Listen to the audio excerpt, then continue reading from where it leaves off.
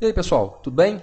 Bem-vindos a mais uma videoaula. Hoje, nessa nossa videoaula número 17, nós vamos falar sobre a NR9, o PPRA, o famoso Programa de Prevenção de Riscos Ambientais. Para começar, eu queria chamar a atenção pelo seguinte: o que são os riscos ambientais? Gente, riscos ambientais são riscos químicos, riscos físicos e riscos biológicos. E só. Ah, Alexandre, você esqueceu de falar dos riscos ergonômicos e dos riscos mecânicos. Gente, risco ergonômico e risco mecânico não é risco ambiental. Ah, mas o meu professor falou. Vá conversar com o seu professor. Ah, mas o auditor fiscal que fiscalizou uma empresa pediu para incluir no PPRA. Vá conversar com ele o porquê dele ter pedido esse tipo de coisa. A NR9, por si só, ela estabelece que risco ambiental é químico, físico e biológico. Ficou claro, né, gente? Até porque, para mim, Alexandre, a, a nomenclatura risco ergonômico está absurdamente errada. A gente viu, numa das nossas primeiras videoaulas, que risco é exposição ao perigo. Então, o risco ergonômico ao pé da letra seria a exposição ao perigo da ergonomia.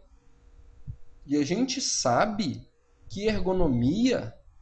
Gente, desculpa, a gente sabe. Quem é da área sabe que a ergonomia, que é definida, né, numa norma que é de número 17, a ergonomia ela existe justamente para adaptar o posto de trabalho à estrutura física do trabalhador. E não o contrário. Não é o empregado que tem que se adequar ao posto de trabalho. É o contrário. Então, não existe perigo na ergonomia. Então, o risco ergonômico, para mim, está absurdamente errado por conta disso. Tá? Voltando e enfatizando, risco ambiental, gente. Químico, físico e biológico. Ok? Pessoal, o meu objetivo quando eu comecei a preparar esse material seria falar da NR9 toda em uma única videoaula. Mas infelizmente não vai ser possível, tá? Como sempre, eu falo demais. Né? A gente está aí há quase 3 minutos já de vídeo, eu nem entrei na norma propriamente dita, ainda estou na parte introdutória. Então nós certamente teremos mais encontros a respeito do PPRA, ok? Vamos então para a norma? O item 1, gente, que para mim ele é de uma importância fundamental, ele vem dizendo que a NR9 estabelece a obrigatoriedade da elaboração e implementação do PPRA por parte de todos os empregadores, visando a preservação da saúde e da integridade física dos trabalhadores. Recentemente, eu me vi obrigado a embargar uma obra, né, da construção civil, e um dos motivos que me embasaram a chegar a esse embargo foi esse item da NR9. Ah, Alexandre, quem é da área pode me perguntar, mas a construção civil não é o PCMAT? É. Quando nós falarmos da NR18, a gente vai dar uma definição bastante detalhada sobre o PCMAT, mas para quem não é da área, já vou dar uma esclarecida, que o PCMAT é o Programa de Condições e Meio Ambiente de Trabalho na Indústria da Construção Civil. Né? E dentre as diretrizes do PCMAT, a NR18 vem dizendo que ele deve contemplar todo o conteúdo da NR9. Então, com base nesse item da NR9, eu embarguei, não só com base nisso, né, mas também eu embarguei um canteiro. Por quê? Gente, dá uma olhada como que estava o subsolo da obra. Gente, estava assim. Vocês, fica claro, apesar da minha câmera não estar ajudando, até em balde de concreto ela já caiu, né? A vida útil dela não é muito longa, né? Provavelmente, né? Mas mesmo que a imagem esteja um pouco embaçada, fica claro, isso é o subsolo, isso é água pura, gente. Então, eu usei o risco grave iminente de proliferação de larva da dengue para embargar o canteiro. Eu pisava nisso aí e minha bota ficava submersa nessa água, né? O que é mais grave, Olha o poço do elevador como é que estava. Isso aí tem 1,40 m de profundidade, gente. Isso aí era água pura. E tinha 4 fossos, melhor dizendo, desse tipo na obra. Para 4 elevadores do prédio, né? Eram 4 poços, estavam completamente submersos. Então eu embarguei o canteiro na hora, com um risco gravíssimo de proliferação de dengue, de uma epidemia de dengue, né? Não sei se o termo técnico correto é epidemia, acredito que não, tá? Mas o risco de proliferação da dengue ali era iminente. Então eu embarguei usando esse item 9.1 do PPRA para embargar a obra. Tá, gente? Sim, tamanha a sua importância. Né? As ações do PPRA devem ser desenvolvidas no âmbito de cada estabelecimento da empresa. Né? A NR1 vem falando que estabelecimento é cada unidade da empresa. Né? Isso, a NR1 foi abordada na nossa videoaula 2. E, então, se você tem uma empresa da área de prestação de serviços que trabalha em 20 locais diferentes, cada local diferente tem uma característica específica, são 20 PPRAs diferentes. Tá? No âmbito de cada estabelecimento. Ficou claro, né? Vamos adiante. O PPRA deve estar articulado com o disposto nas demais NRs, em especial com o PCMSO. O PCMSO, nós abordamos na nossa videoaula 14, né? Eu comento, né, que o PCMSO anda de mãos dadas com o PPRA. Muito médico coordenador do PCMSO, o médico, melhor dizendo, o médico que elabora o programa, ele pede o PPRA do estabelecimento para dar uma olhada nos riscos do local, dos riscos ambientais. Então, com base neles, que ele vai pedir, por exemplo, uma audiometria, uma espirometria, um raio-x. Ok? Vamos adiante. Né? Para efeito desta NR, e é aquilo que eu falei no início, consideram-se riscos ambientais os agentes físicos, químicos e biológicos existentes nos ambientes de trabalho que, em função de sua natureza, concentração ou intensidade de tempo de exposição, são capazes de causar danos à saúde do trabalhador. Ou seja, gente, é físico, químico e biológico. Esse tipo de agente é capaz de causar dano à saúde do trabalhador. Não tem como falar em agente ergonômico capaz de causar dano à saúde do trabalhador. Ficou claro, né?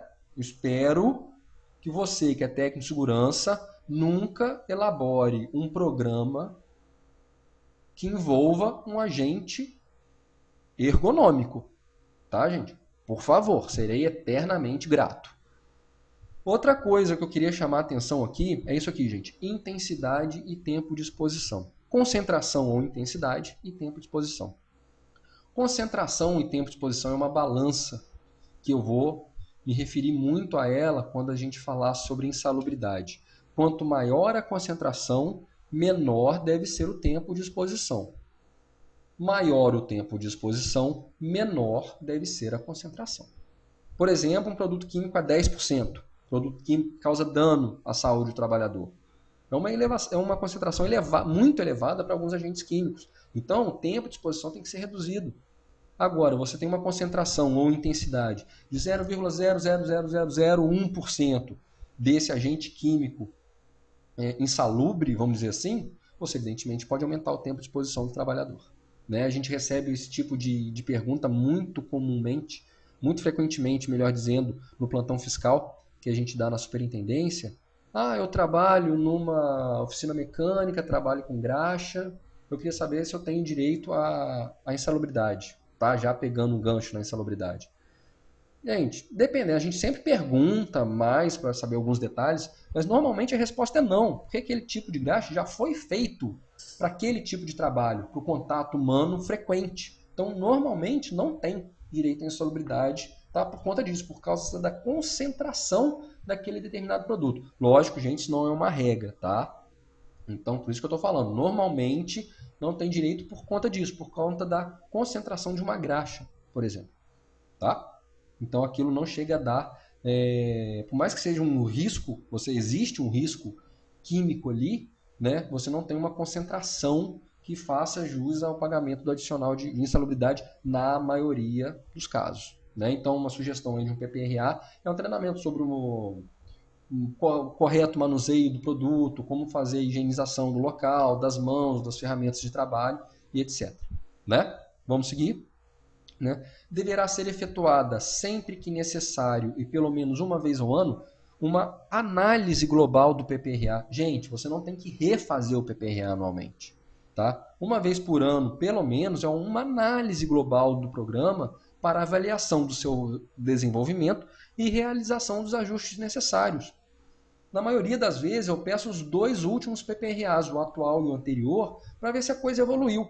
Porque é aquilo que eu falei, nem sempre, gente, nem sempre, tá? A pessoa trabalha muito bem, né? Há quem trabalhe muito bem e há quem trabalhe não tão bem. Então, tem muita gente, muita empresa que presta serviço, né? E não está errado prestar serviço na área de saúde e segurança do trabalho, o mercado precisa disso. Você vai contratar uma pessoa especializada, né, para fazer esse tipo de programa para sua empresa, né? Mas uma coisa que tem que ficar clara é isso. Não é o PPRA que tem que ser pago anualmente. Porque muita gente vende o produto, digamos assim, né? Ó, isso aqui todo ano você tem que comprar. O objetivo do Ministério do Trabalho não é esse. O objetivo do Ministério do Trabalho é fiscalizar se a saúde dos trabalhadores está sendo preservada e está havendo um acompanhamento dos programas existentes no estabelecimento para que essa preservação ocorra. Esse é o objetivo dessa avaliação anual. Então, se você já tem um programa estabelecido, né, implementado na sua empresa, você não tem que refazer aquilo. O negócio está dando certo. Você tem que fazer uma análise daquilo e, se for necessário, um ajuste. Aí você vai refazer o quê? O cronograma.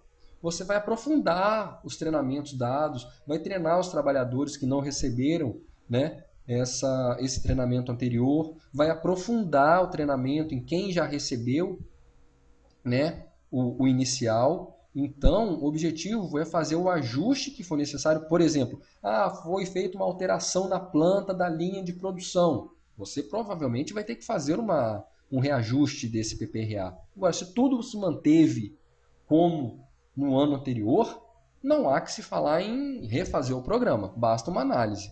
Né? Mas o fiscal pediu para eu refazer. Vá conversar com o fiscal.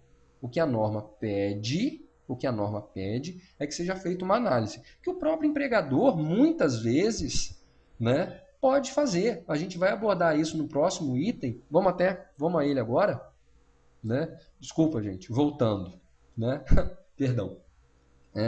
Então, o próprio empregador, né, ele pode fazer uma análise. Se aqui não houve mudança nenhuma, né, no ambiente de trabalho, é só fazer um relatório, anexar no programa inicial, falando que em função da manutenção das características do estabelecimento, não houve necessidade de alterar os parâmetros do PPRA, com exceção dos treinamentos realizados, que foram aprofundados ou foram readequados, enfim.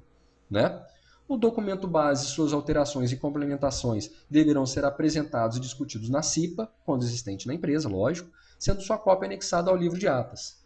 Né? Vocês já devem imaginar quantas vezes eu vi um PPRA anexado a uma ata de CIPA. Quem respondeu 0, acertou. Né? O documento base e suas alterações deverão estar disponíveis de modo a proporcionar o imediato acesso às autoridades competentes. Gente, o PPRA é um documento que tem que estar no local à disposição da fiscalização sempre. Ok?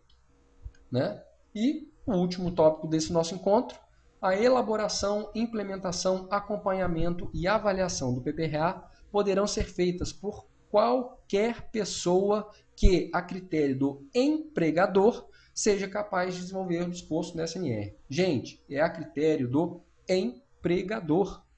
Cabe à fiscalização, né, fiscalizar, ver se o PPRA está abordando tudo que a NR9 contempla. Mas, se ele achar que o porteiro dele, que hoje está aposentado, mas que a vida inteira trabalhou com instalação hidráulica, que o cara vai ser capaz de elaborar um programa desse, sendo que a empresa dele é sobre instalação hidráulica, lógico que esse cara pode elaborar. O cara sabe tudo sobre instalação hidráulica, tá? Mas é a critério do empregador, ok? Gente, para terminar, à disposição no Orkut, e-mail, Facebook e Twitter. O meu muito obrigado a todos, até a próxima e tchau! Um grande abraço. Até a próxima, se Deus quiser.